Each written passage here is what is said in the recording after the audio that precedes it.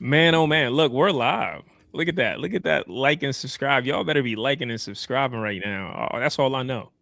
Because if you All right. don't, then we know where we truly stand in your hearts. Let the people know. Let the people know. Anyway, dang, we've been talking about this for quite a while, and now we're live. We might have 0 viewers right now. We might have whatever. I'm okay with it. Today's just our first time sitting behind this screen and doing something live and streaming. So, Marsh, I'm proud of us for doing that. It took us a while to get here, but we're here, man. We're ready to bring back Let Him Cook at the highest capacity. Yeah, man. I mean, it's been a little minute. You know, life's been lifing, and you know, you got to make time for the things that you really care about, and this is one of those things, man. For sure, man. We got to get to it when we can. But yo, how you been? How is life? You said life is life, and what does that mean for you? Yeah. Shit. I mean, I'm back home in Baltimore, taking care of the fam. I actually wrote it in a Substack article that you should go subscribe, free or paid if you so choose to pay. But I wrote it in a Substack article that that I'm back home in Baltimore taking care of my mom. She is battling cancer, so that's why I moved from LA back home to the fort, and it's been a slow season for me. It's been a season of I mean, I don't really have the word, but like, I'll just say slowing down. Let's just call it a season of slowing down.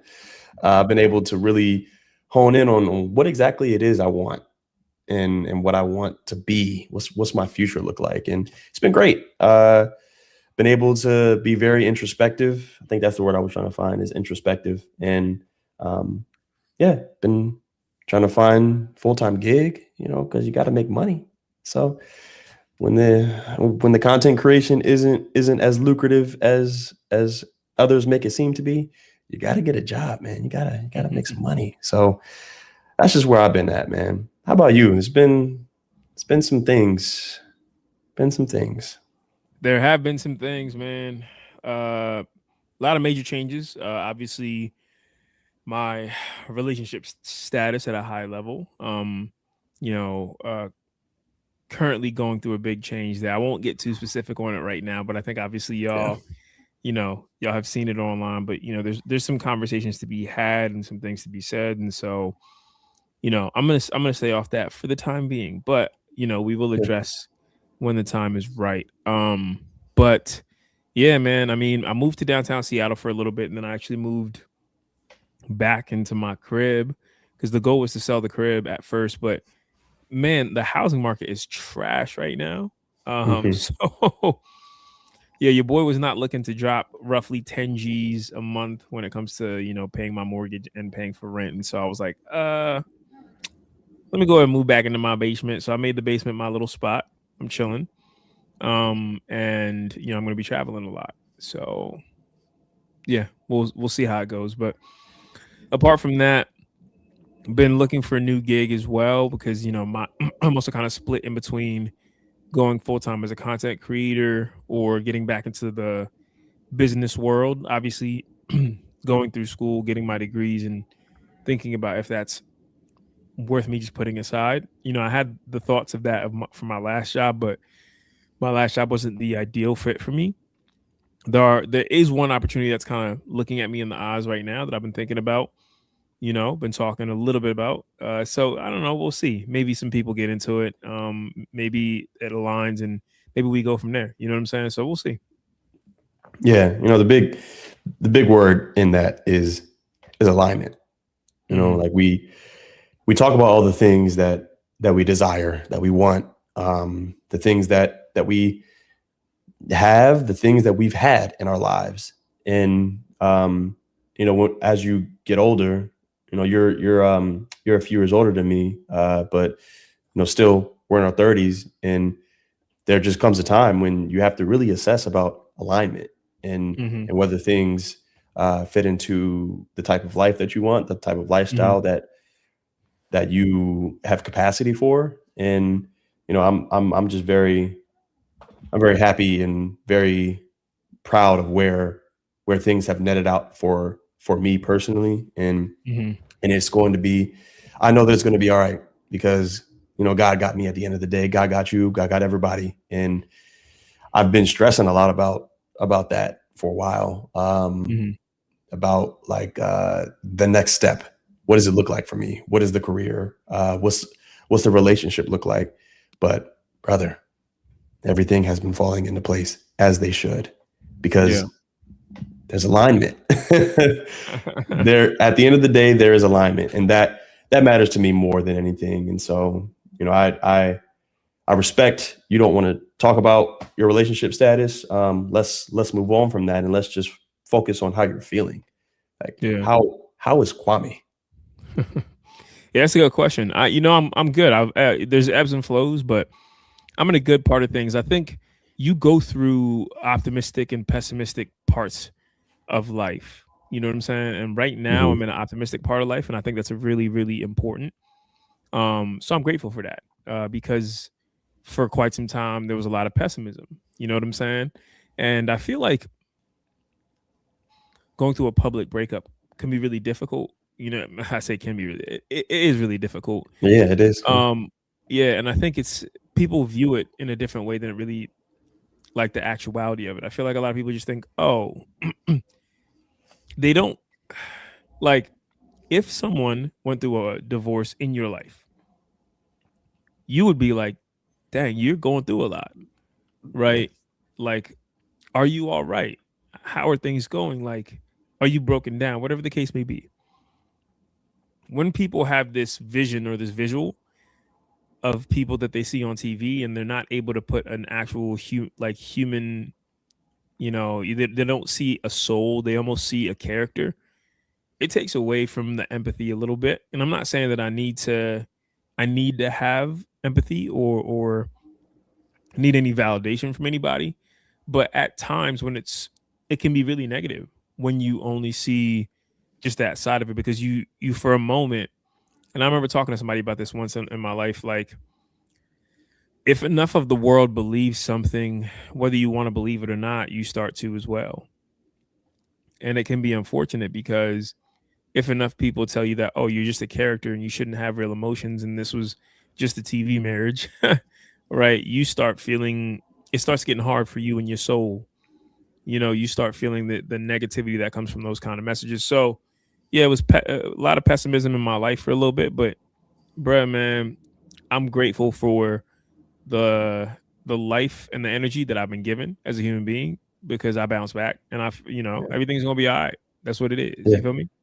Yeah, for sure. Yeah. For sure. Let me ask you this. This was actually a question that was asked to me by a good friend of mine, Ty Cole. I was on his podcast called Hmm. With Love with Ty Cole. Hmm. And he asked me what was harder, uh, falling in love in public or falling out of love in public. And Ooh. I mean, it's a tough kind of thing, especially when you. It's a tough question to answer, especially when you go through um, a social experiment that we did. And there was a time where, brother, you remember you were getting cooked. You you were getting cooked, but it was because you were misunderstood. People didn't understand who you were. They were going off of a certain depiction of Yeah. your personality because of your edited persona on this television show. And so, my answer to that question was, uh, you, you know, falling in love in public was harder. In my personal experience, because Hmm. I look back at that and I feel like a fool Hmm. for not standing up for myself because I Yeah. was falling so hard in front of Yeah. everybody. Yeah. Falling out of love was like it felt like more support than anything. Hmm. And so I I felt embraced by the public because of all that shit that happened. But man, I can only imagine what that is, for you. And obviously we don't have to go too in depth about Well, yeah, that. we'll get there at some point. Maybe Yeah, episode at 2. some point. Yeah, at some point. Yeah, but no, it's a really good question. I definitely want to put a pin in that one and answer Yeah. that at some point, because I think it's a really good question. Yeah. And I mean, you mentioned the job market and the job search, man. Let's transition into that, because boy, oh boy, that has that been the bane of my existence for damn near a year now. I mean, I've been applying for 10 and a half months now. Wow. And it's been more rejection letters than people reaching out to even schedule the screener. Yeah. And apparently I'm not That's the only one crazy. that feels that. Yeah. It's a lot of people out here who've been getting rejected by AI. And that can be a whole other conversation too. AI, and whether it's ethical in the job search, or whether companies are ethical for using AI in that space. Because shouldn't that be reserved for an actual human to review things and not just search for a certain amount of keywords? But anyway, I can go on and on about that. Let's talk about this job market, man. Yeah. It's funny. I mean, I'm probably going to talk a little bit about AI and its kind of influence, because ultimately AI is always meant to make us more efficient. It's supposed to, and I think we always talk about how much of a resource sucker that it is. And, all of the internet, just about anything that you use online, anytime that you use anything that connects to the World Wide Web, you are using up resources, no matter what, right? Obviously AI uses a significant amount, and so there's a whole conversation about its ethics and things like that, but when it comes to like the job search and working at your job, I do think it's supposed to make us more efficient. I just think it's being maybe slightly overused or wrongly used. The biggest issue with AI is that there's not a lot of transparency in it. Since we have such a heavy capitalist mindset as a country, everybody's like, I want to win the AI race no matter what the cost. And the problem with that is that ultimately you just get a bunch of people who are lying about how many resources they're actually expending on AI because they want to use so much AI. Right. So that's the real problem. The real problem is not that AI is, bad or it's hurting us. There are really, really, really positive outcomes that AI can create, and there are really, really good AI companies like Anthropic, right? But and Ecosci, actually. Ecosci is one that I want to shout out, because for pretty much all of the resources they take away from the earth, they also use that to then plant trees and repopulate forests and things like that. So Ecosci is a big one. But long story short, the main thing that we need to think about is not if it's not a black and white conversation. Is AI bad or not?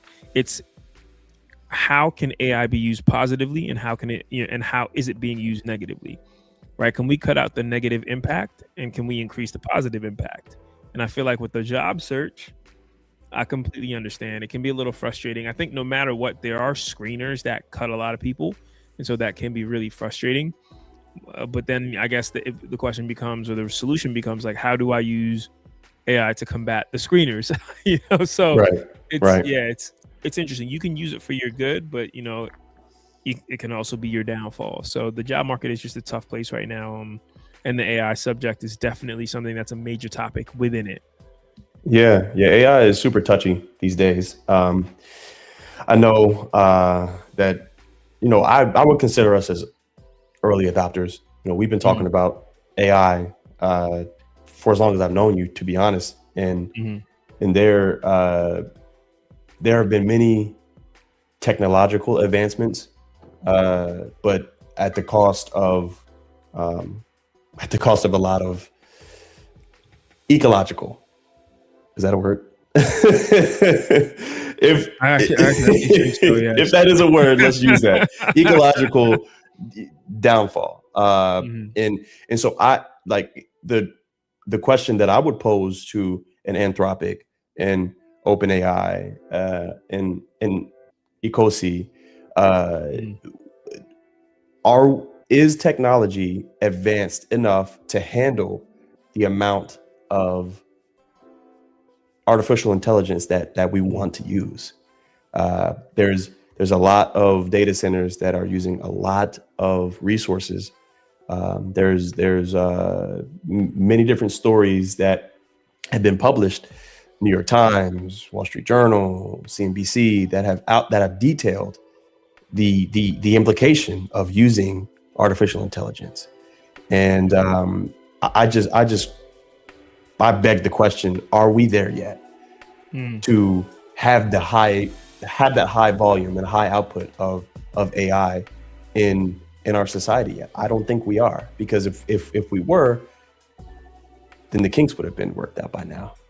We wouldn't be destroying forests. We wouldn't be building data centers in Maryland. We wouldn't be using. We wouldn't be affecting the people in Flint, Michigan, still to this day, who don't have clean water, but they're putting data centers in these areas in St. Louis, I believe. You know, there have been many stories about people being affected by this, and I don't know, man. You know, I'm on the fence about it. I love AI, but I love people more. I love the earth more. Yeah, I mean, the thing is, it's interesting. Like,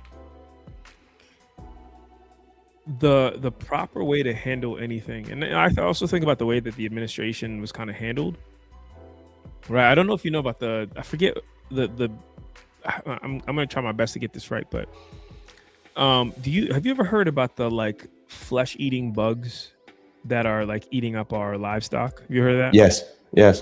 Yeah, the administration came in, and then Doge came in and cut a bunch of different departments in the government. One was when they found out that there was, you know, this bug that was a flesh eating bug that primarily attacks livestock, cows and things like that.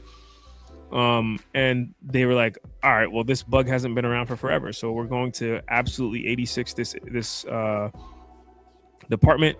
And then they got rid of that department. And then fast forward to now, the only reason that those bugs weren't around and weren't destroying our livestock was because they were staying on top of their research and doing everything they could to combat this flesh-eating bug. Yeah. And so now the flesh-eating bug is back for the first time in goodness knows how many tens or 20s of years. And when I look at anything that we do as a society, that's how I see it. I think we rush to get things done without figuring out like the implications. Implications. We're just like, hey, we just want to do this, right? And so it's like AI, right? Like right now, everybody's like, I want to win. I want to spend the most money. I want to make the most money. I'm speeding. Yeah. In 10 years, if half of our oxygen has changed its composition and we are finding it hard to breathe as human beings, right? Everybody's gonna be like, why didn't y'all take your time? Yeah. You know? Yeah. We just rush past everything. We don't think about the negative implications. We get to it because we care so much about money and profit. And that's just like how society is, especially in the US. And that's how it's always going to be. Right. And so that's the unfortunate side of AI. It has such a great propensity and possibility of being one of the greatest things that, you know, has really ever come or like been accessible by the world, by the globe, but we won't handle it that way because we just want to make money from it, not help people with it. Right. And that kind of blends into the next thing that I want to talk about is, you know, people are using AI to help chase their dreams. You know, people are using AI to become better content creators, to become better entrepreneurs, to become entrepreneurs in general. You know, there's like you said, there's a tremendous upside to using artificial intelligence. It's unlocking a lot of different it's lowering the bar for a lot of people. And not lowering the bar, lowering the barrier of entry for people who have been stuck in 9-to-5s but have wanted to start content creation but don't know any social media strategists. They don't know social media strategy, and they don't know where to start. They just have a lot of people barking at them online about, hey, buy this course. I'm going to teach you about personal branding. Okay, well, ChatGPT or Claude.ai could help you with that for free, or you could pay for the paid subscription, and you can get the knowledge accessible at your fingertips. And so when we talk about chasing the dream and using tools to help you unlock that and push yourself further, then that's just a part of the AI that I'm still fully on board with. And like I said at the top of the hour, was just like I've had the time to really sit back and think about what I want to do with my life, and chasing the dream. What's your dream, Kwame? What is your personal dream? What's your biggest, wildest dream? What kind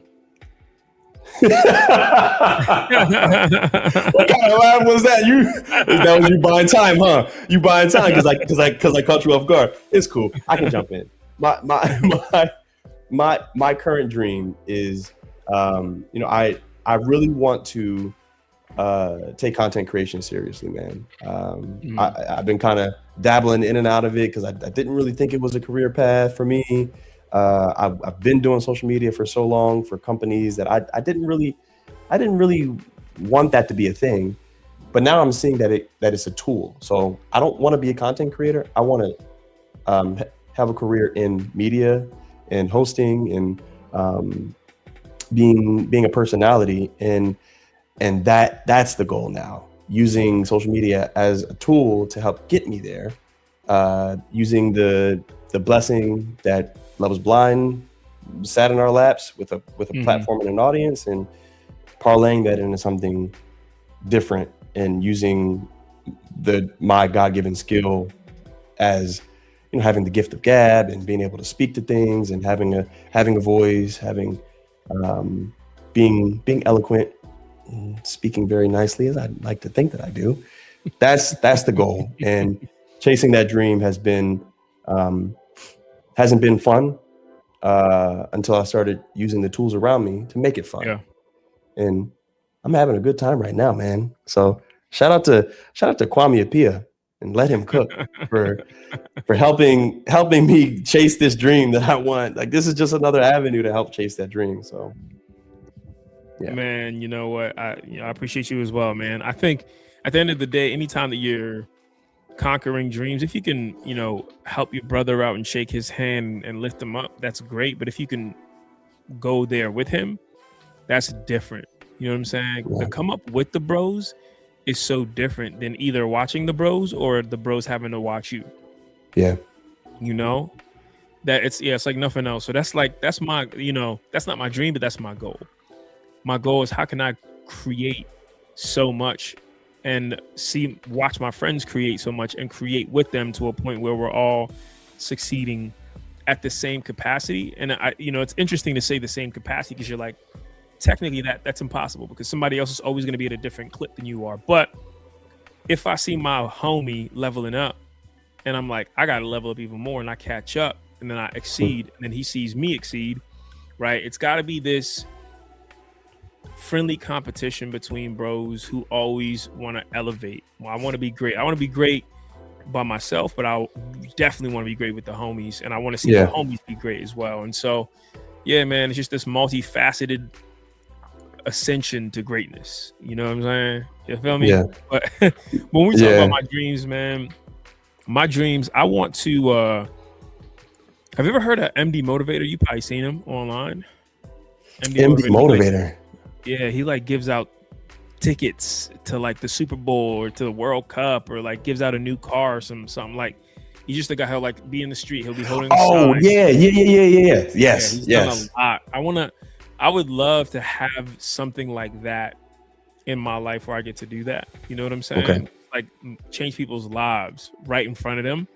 Yeah. You know what I'm saying? Like, I had the honor of taking somebody to their first World Cup game.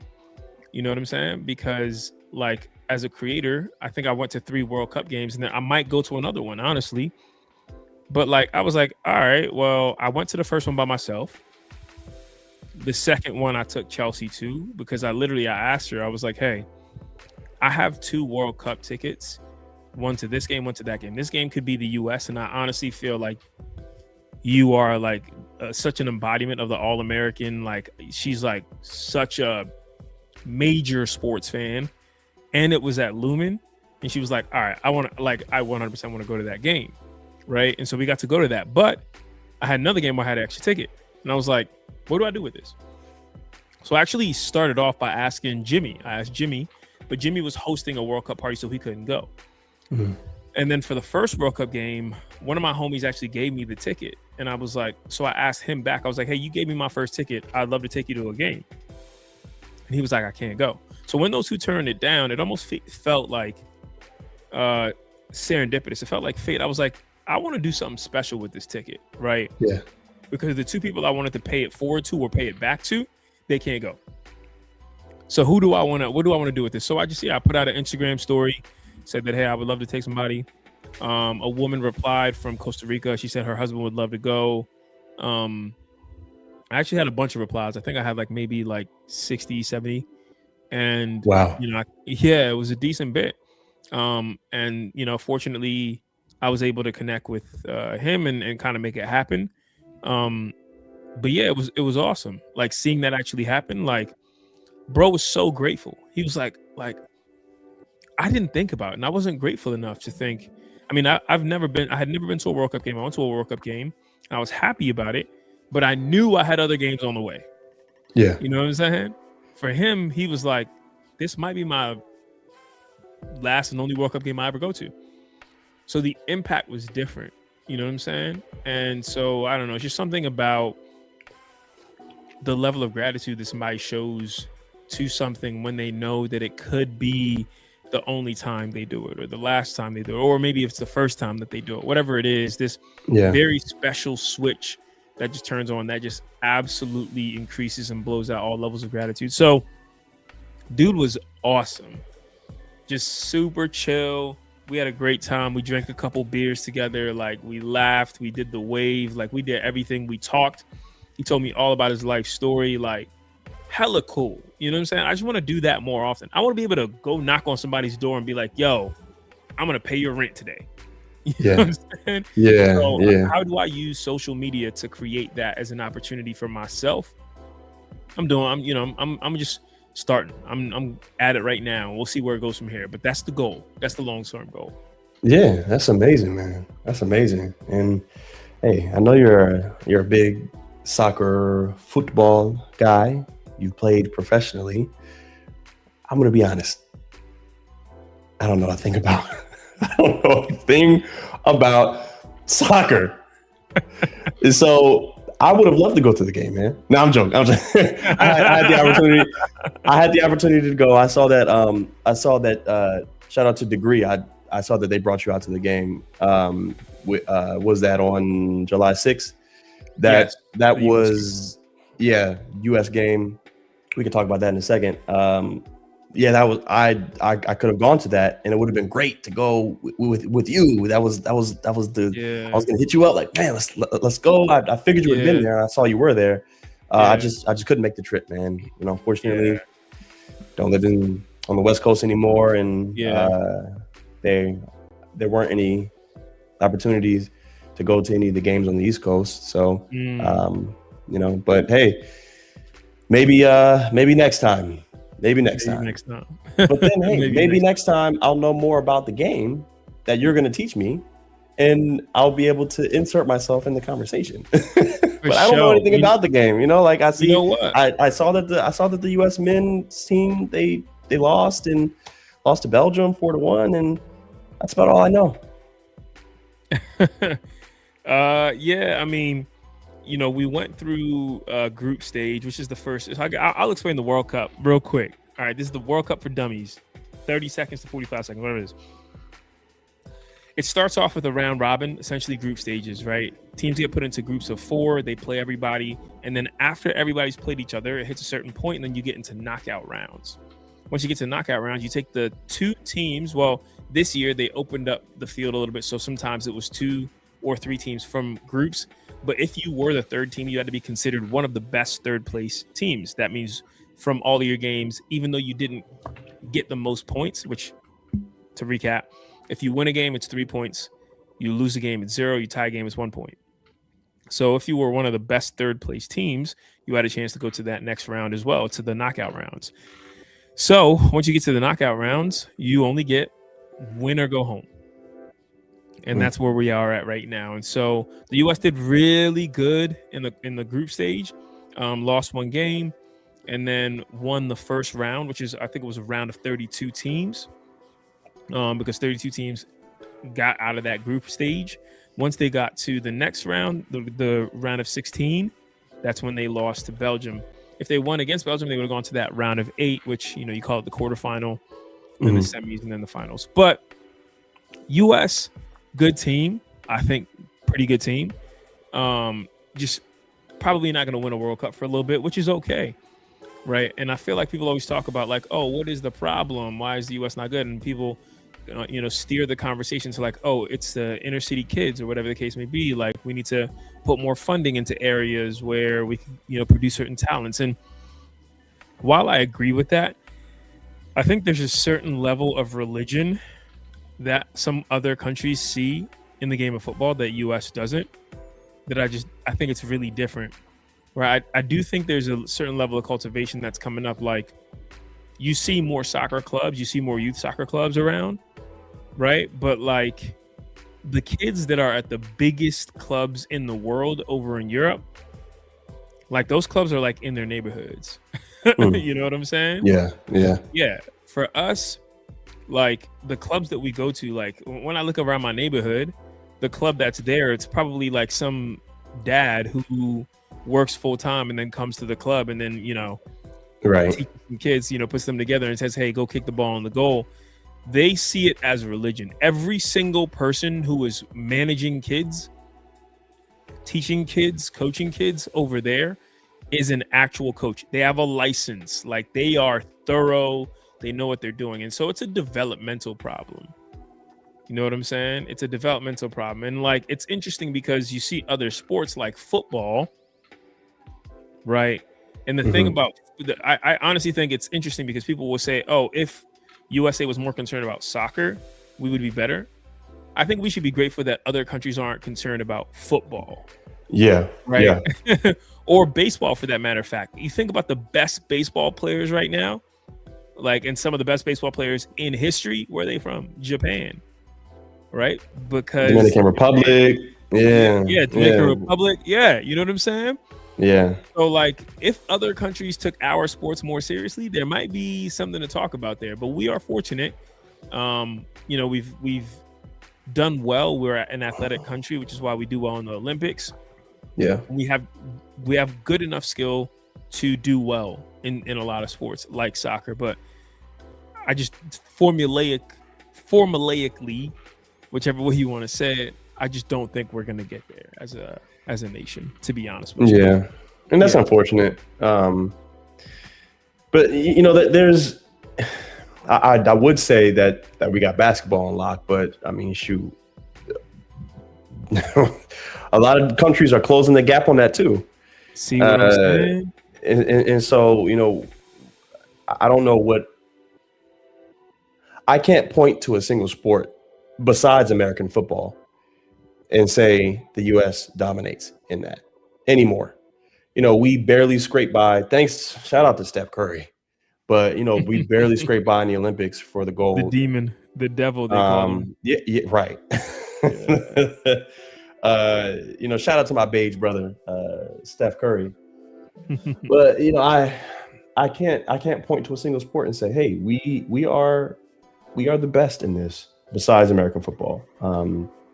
And like you said, even if, you know, countries like, shoot, if Germans actually took the sport of American football seriously, we might have a problem on our hands because there's some big Germans.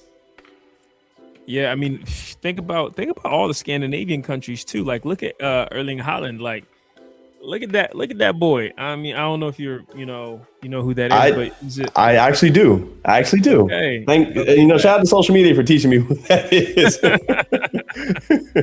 but as you Shout out can to see, Speed. man, Speed, right? Speed taught me who that is. yeah, that's hilarious, dog. But yeah, I mean, you think about the Scandinavians, like they're big bone, tall, Yeah. masculine, muscular, fast. Like, yeah, like we would have a lot of trouble if the Scandinavians had just as much football training as we did. Yeah. You know what I'm saying? And like, it's so funny. Like, I don't know if you've ever been to Iceland, but in Iceland, there's a gym on like every block. I think like Iceland ranks as like maybe the fittest country in the world type shit. Really? Yeah. Like they don't take fitness as a joke. I don't think I saw one like regular, slightly unfit person while I was in Iceland. Like everybody is out there getting it, And Let's so see. yeah. Please let me know. Let's see. And that's why we're live, right? We can look up this type of stuff and fact check each other. Let me see. I mean, it's not showing me like the most fit per se, but it's the healthiest and unhealthiest countries in the world. I don't know. Oh, this is 2023. So let's just use this as what it is. Number one is Singapore. Okay. Number one is Singapore, and guess where the United States is on this list? Oh my! Guess what number? Between 1 and 100. Gotta be like 80. Oh, that was actually close, but we're 69. Okay, wow. Yeah. According to Statista.com. Don't know if that's actually like a real place, but yeah. LOL. Yeah. So I just looked it up. So Iceland ranks amongst the top 10 fittest and healthiest countries in the world. Yeah, everybody there gets it, dog. There's a gym on every block. It's nuts. So yeah. I mean, I haven't had the opportunity to go to Iceland. I think that's reserved for the folks who have the money. So I'm talking to the money man right here. Talking to the guy with the big bucks. That's so funny. I'm actually funny. It's funny you say that. There's a few trips that I want to take probably in the next year, I'd say.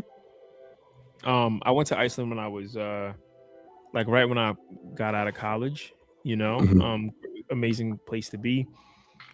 Few places that I'm planning right now. Iceland is definitely one of them.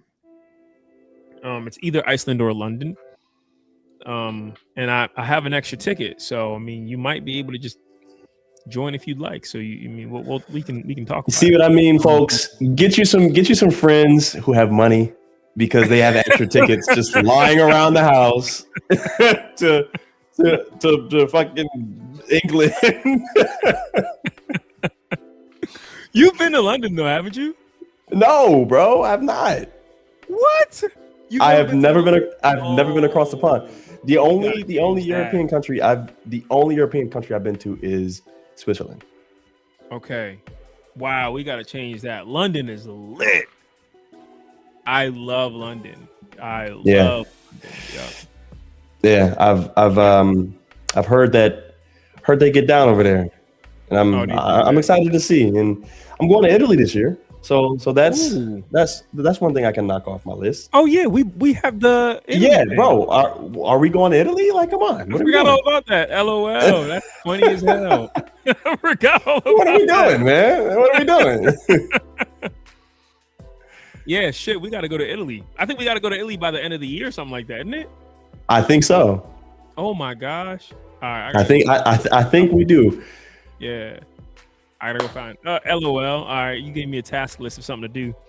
We got to make it happen, man. And we talked about dreams and goals. I mean, traveling is definitely one of my biggest goals. And you're way more well traveled than I am. You've played professional soccer in a lot of different countries. You've lived in other countries. You've been doing it, and you're not even 40, bro. Like you're you've traveled to a lot of different places that people wouldn't see in their lifetime. And so I want to get on that level, man. I want to make sure that I'm seeing the world and I'm gaining perspective, because because you're well traveled, I can just tell by the way that you speak that you understand different cultures, and that gives you different perspective on life.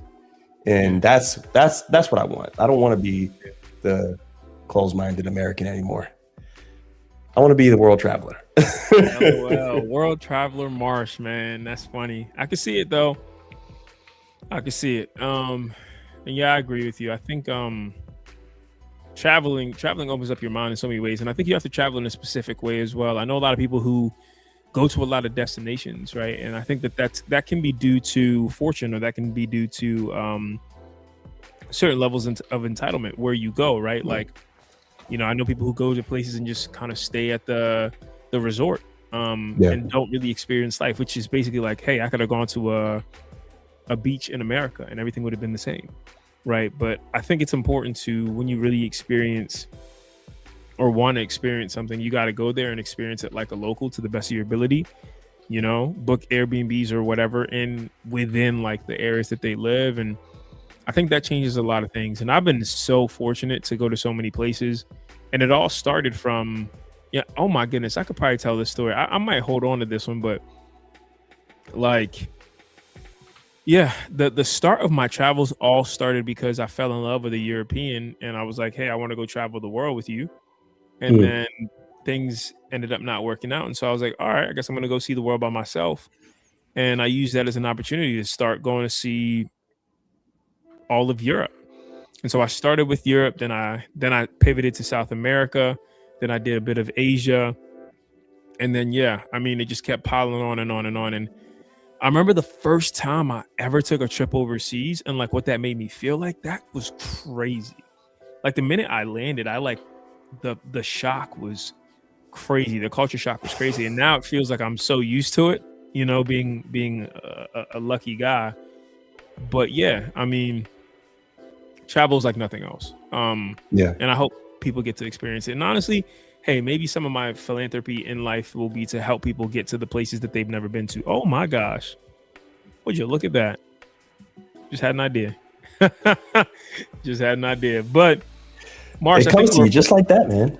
It does, man. I think we're coming up on time, big dog. I think we've talked about a lot of things today, and I want to give us an opportunity to soak in the weekend and come back to next week and take it off from there. But dang, our first live. I'm excited about it. I'm happy about it. I'm glad we did this. Man. Anything you got? Yeah, this is exciting stuff, man. I'm really excited to see where this goes. And this was the first episode of many, and we're just easing back into it. We're gonna feel a little bit more like a show moving forward. We're gonna have different segments, and like it's exciting to be building something like this. And we're gonna look back on this first video and be like, damn, we've come a long way. So I'm excited, man. Yeah, I can't wait for that. I love the look back moment to be like, damn, this is what we used to do. Right. That first episode was some ass, my boy. That shit was some cheap. But bro, I'm glad we're doing this. I'm glad we're back to it. I think we're still pondering, figuring back and forth what our schedule is going to be and all that, and how many, how we're really going to get this to the people. But right now, I'm glad we got to do this, even if it was just a test. I think we might have had 3 viewers the whole time. But it was worth it. It was a good start, and I'm excited to see what it becomes. Yeah, for sure, man. This is the start. This is how it starts. And if you were a viewer today, remember, you were here for the start. All right. Love y'all. Everybody have a great day. Deuces.